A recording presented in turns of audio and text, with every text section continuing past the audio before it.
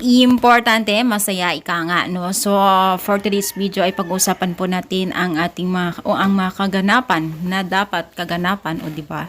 So, bago natin pagpatuloy ang ating for today's video, kung bago ka ba lang sa aking channel, please subscribe, like, and pakit na rin po natin guys ang notification bell upang ma-update po tayo tuwing ako pinag-upload patungkol sa Team Kalingap. And please support po natin ang buong Team Kalingap, lalong-lalo na po kila Kalingap Rab at Kuya Bal na patuloy po na nagbibigay ng saya at tulong po sa mga netizens, especially po sa mga kabataan na ito.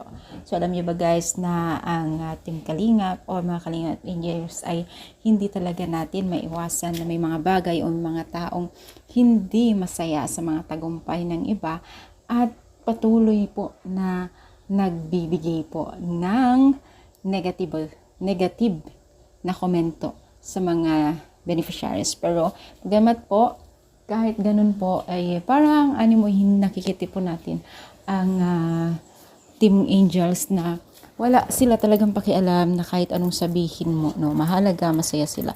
It's totoo naman, reality talaga mga mima.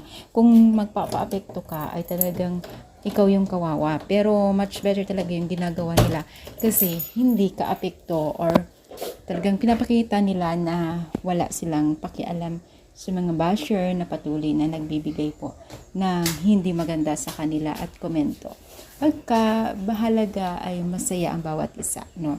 So, yun. Sana nga tuloy-tuloy yung pagtulong po ng Team Kalingap sa kanila dahil sobrang laki po yung pagbabago ng buhay nila bawat isang Kalingap Angels, no? Tuloy-tuloy lang sana nila Kalingap Rab. So, ano sa balay nyo? I-comment down, palike po ang ating video. Thank you so much. More power and God bless po.